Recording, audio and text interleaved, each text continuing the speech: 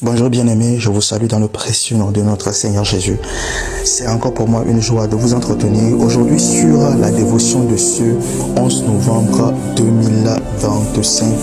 Aujourd'hui nous parlons de Bienvenue à Sion, la cité de notre Dieu. Nous sommes dans Hébreux 12, le verset 22. Bienvenue à Sion, la cité céleste. Hébreux 12, le verset 22.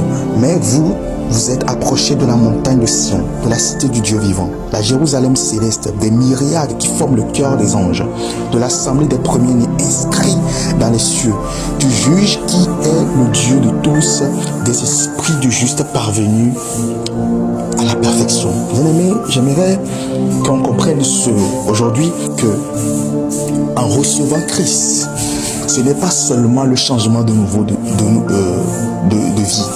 En recevant Christ, on n'a pas seulement quitté les ténèbres pour aller à la lumière. Et quand on parle de lumière même, de quelle lumière parle-t-on? On parle de lumière admirable.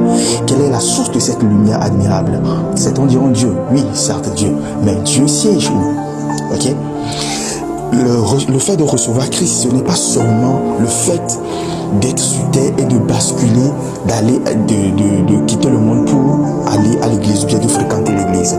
Lorsque nous avons reçu Jésus-Christ, nous appartenons à un royaume. Ce royaume, on l'appelle le royaume des ténèbres.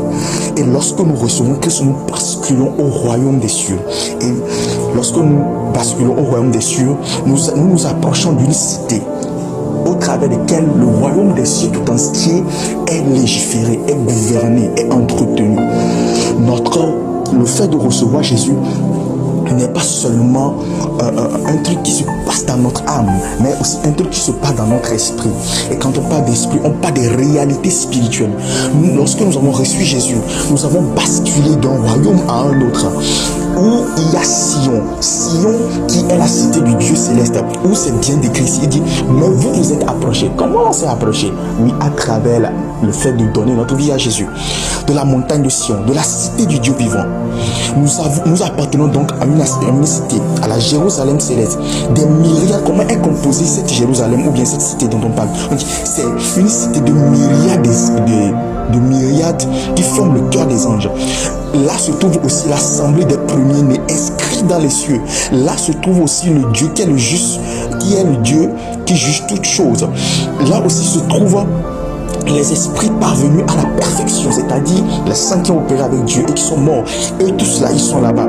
Là se trouve Jésus-Christ qui est le médiateur de la nouvelle alliance. Jésus-Christ est assis à la droite de Dieu.